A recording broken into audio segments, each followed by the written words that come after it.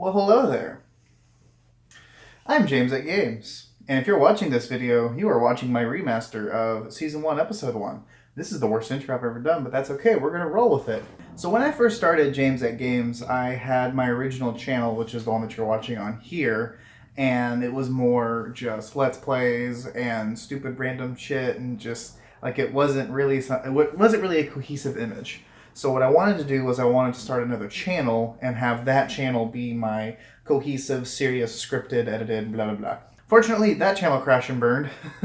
I was literally not touching due to the PC at all, my main channel, and I was focusing all my effort on JamesAtGames, and JamesAtGames wasn't growing, and due to the PC was, even though it hadn't been touched in a year, like I was still gaining like at least 5-6 subscribers a month, literally not doing anything. So I was like, okay, I'm not gonna fight the current. I'm gonna go with it. So then I migrated back to do the PC and started uploading there. And now I've kind of revamped the channel into where it is today, where I've got my serious scripted stuff. I'm trying to do more review style stuff. I'm trying to do more editorials. I'm doing the more serious scripted JamesAtGames stuff. I'm doing live streams. I'm trying to diversify, but still have it all in one place, so that way it's easy for you to come and consume your content. Haha. And I figured what better way to do that than to kind of revisit my old stuff and remaster certain episodes. I might go back and just remaster the entire first season. It depends, because this episode 1 was kind of a nightmare. I didn't really build my projects from the beginning with future editions in mind. So a lot of all of the game footage was lost. I had to re-record all of the game footage, and I couldn't find my raw audio recordings. I could only find the ones that I had exported after I had done audio compression and noise reduction and all that stuff. So the audio quality isn't that great, but I did put a lot of effort into remastering them, so they sound a lot better than they were. The sound levels are a lot more balanced. I did some content editing as well, so it flows a little bit better. There's not as many awkward pauses. The transitions are a little better, and I tweaked a joke here or there. Something that didn't really hit the mark. But for the most part, it's pretty much the same episode. It's just improved. It was insane how much work actually went into doing this remaster. Mostly just because of how much I had to do cleanup work, and it just, geez. Just do it right from the beginning, kids. Don't ever try to come back to it. It's rough. Will I come back to other episodes in the future? Probably. The further down the line I went, the better I got at keeping stuff organized. Some episodes that I really want to revisit. I really want to revisit the Packard Bell episode, the Bleem episode, and the Christmas episode. Those are the ones that I really want to re-edit. If I do re-release others, I might just do straight uploads. Because I still have the original renders of a lot of them, so I might just re-upload them. I might just re-render them and add other stuff in the beginning and kind of, like I said, tighten some things up. But we'll see. Let me know what you guys like about this one, and if I should eventually just re-upload the whole thing, so that way JamesAtGames is all in one place. There are a few times where I reference times and stuff like that, like, oh, in 2 weeks I'm gonna do this, blah blah blah. Ignore that. That's the old upload schedule. I'm still working on a new upload schedule, so if you want to stay up to date on that kind of stuff, there'll be a link in the description for you to join my Discord server, so we can talk about that kind of stuff there. And you should just do that anyway, because there's a lot of shit posting and dank memes, and it's pretty fun. With all that said, guys, enjoy, and thank you so much for putting me where I am today.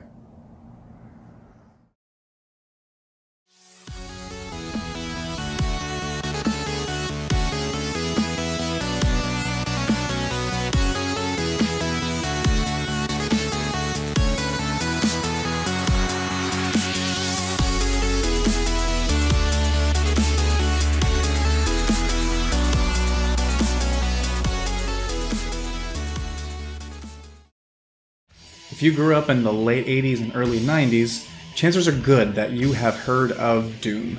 Doom is one of those legendary games that has not only managed to transcend boundaries and become a cultural phenomenon within the whole nerd geek culture. It's also one of the most impactful games that we've had in the game industry to date. In 1992, John Carmack actually separated from the rest of the team at id Software and started work on a next-generation game engine while everyone else was finishing up work on Wolfenstein 3D's newest expansion pack, The Spear of Destiny. Now, what he sought to do with this new game engine was add a lot of things that Wolfenstein 3D was missing, namely basic things like height support, but also adding a lot of new gaming technologies and rendering technologies that were coming to the forefront in this era. The game was eventually replaced by Doom 2 in 1994, Doom 3 in 2004, and will eventually be passed in 2016 by the new Bethesda-led id with their reimagining of the game simply titled Doom. Well, unless you count BFG Edition, which we don't. Unless you like VR.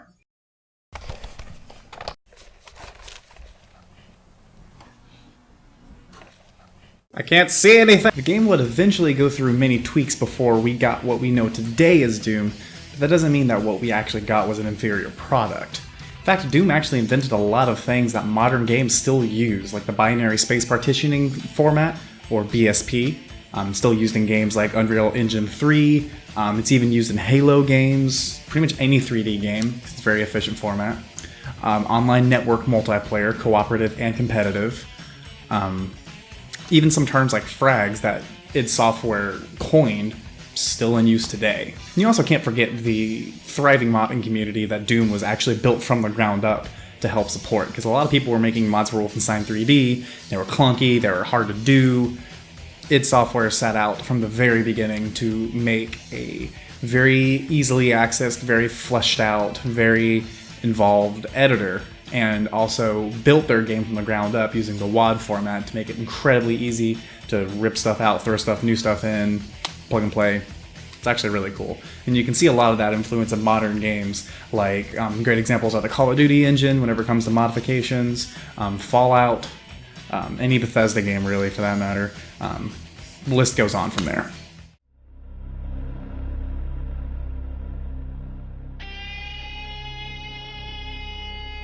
Doom is one of the most well-known games of all time, partly because of what it did to drive PC sales in 1993, but also in part due to the unique distribution methods, cutting-edge technology behind the scenes, and pure, unadulterated mayhem and zombie ass-kickery.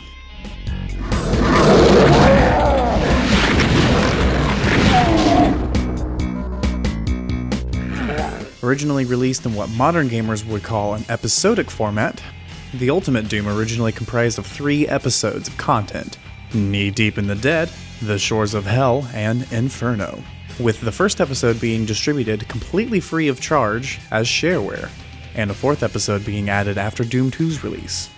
This was one key reason for Doom's success in the marketplace, since its free chapter meant that anyone and everyone could put it on every computer they could find. At home, at work, doesn't really matter. It even reached the point where Doom was the single most installed piece of computer software in 1995, even passing Microsoft's own Windows 95.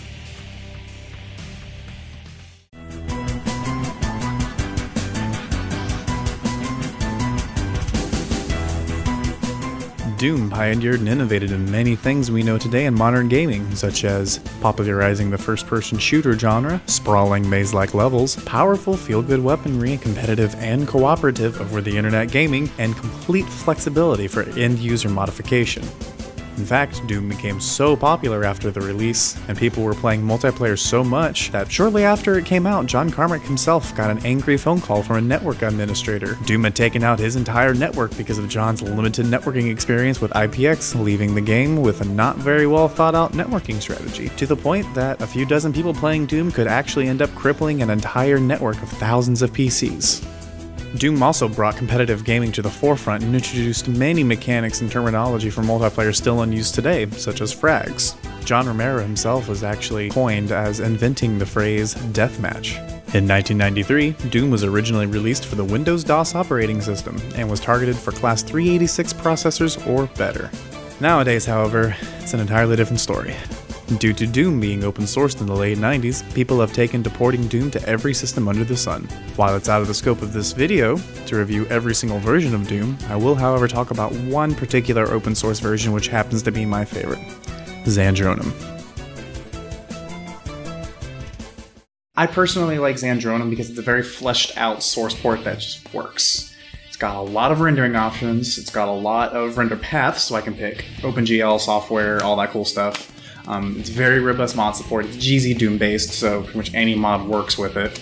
I don't have to worry about compatibility issues or anything like that. Mods are literally drag and drop. I just drag onto the executable and then I'm playing a mod. It's awesome. It's very easy to find an online game. There's an external server browser that comes packaged with it that I can just load up, and then it goes, oh, okay, here's your Xandronum executable, here's the server browser, here's all your WADs, click it, and then it just works. Finds all the mods that you need to do, downloads them for you, puts them in the right folder, launches the game flawlessly. It just works, and it's fantastic. It even adds a lot of stuff like high resolution support. I can play the game in 4K if I wanted to. It adds things like you can smooth out the textures if you want, or you can keep them sharp so that you can keep the original look. You can customize the HUD. There's even a lot of new game modes that Skulltag, which is what Xandronum was originally before it renamed, which Skulltag brought to the forefront. Like, there's an Insta-Gib mode, there's Capture the Flag, there's even a really cool mode that I like called Invasion, which is just cooperative, going balls to the walls with a bunch of friends against never-ending hordes of zombies and demons coming at you. It's awesome. There's a lot of really cool stuff like that I like. And because of flexibility, a lot of times like I can do things like I can add Doom Metal to my game and it would not affect anything as far as playing cooperative with friends. So it gets a huge A+ in my book.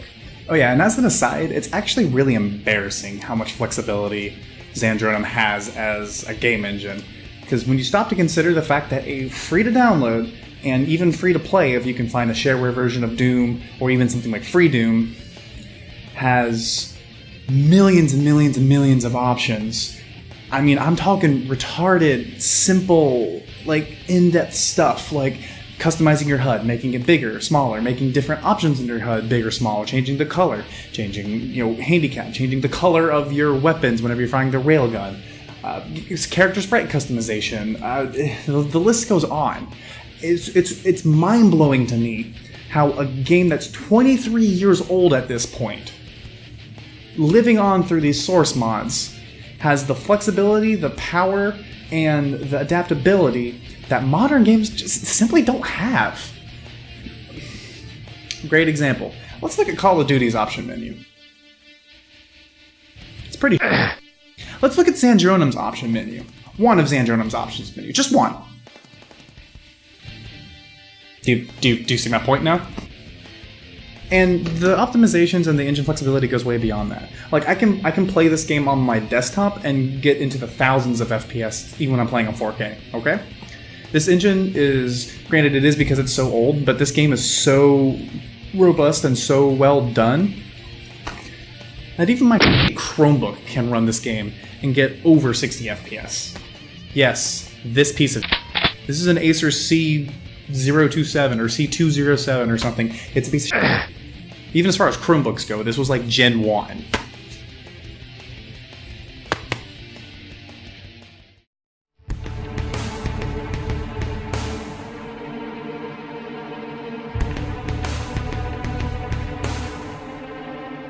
Actually, Doom doesn't really have a story. It's more like a setting and a loose ideology, and that's pretty much it.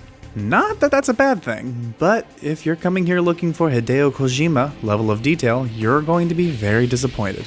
Now granted, there is a lot of backdrop information you can find strung about, like the inter-chapter walls of text and references to places like Te Tenga all over the monitors, but those all come from an earlier part of development that didn't make the cut.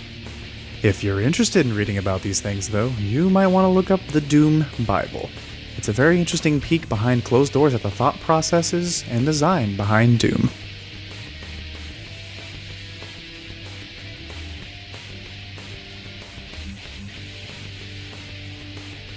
What a perfect way to start off this new series, this new channel, with the game that really started gaming as we know it today, and also started my own personal gaming career.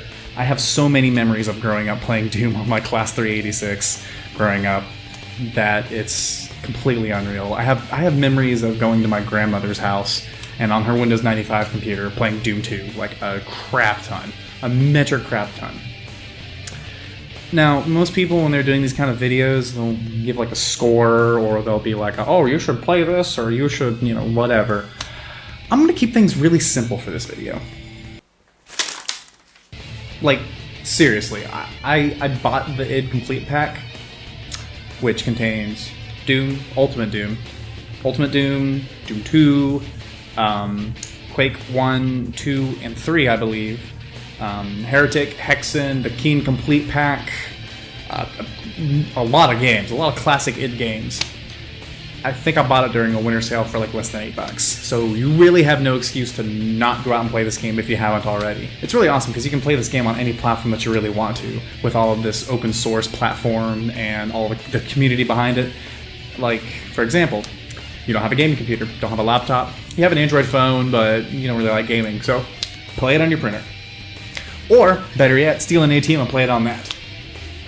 I'm not kidding. This is actually something that happened. You can legitimately find articles on this, and there's even videos of it on YouTube of this happening. So why are you still here? Just go. Alright guys, that's it for today's video. Quite a successful start to the channel, I might add. This has actually been something that's been really fun for me to work on. Doing behind the scenes production, filming, voiceover work, everything. It's really been a blast. So if you liked the video, you guys know what to do. Hit that like button down below in the description, or if you disagree with me, hit the dislike button. And make sure to tell me why in the comments below. If your thoughts are a little bit more in-depth than what can be provided in YouTube's comment section, feel free to hit me up on social media, Facebook, Twitter, and all that cool stuff. I have it all. You can twit me at the Google+. Actually, don't do that. Nobody uses Google+. I lied. I actually kind of like Google+, but that's a topic for another day. And be sure to hit that subscribe button. There will be a link down in the description, and in fact, you can actually click here. Click there. It will subscribe you. It's a pretty box. So it's the limited edition, I think. Legendary, limited, whatever they called it. It's nice. Just click it. It'll help you stay in touch with me, which is important. But with all that said, every good thing must come to a close. So with that, I bid you guys farewell.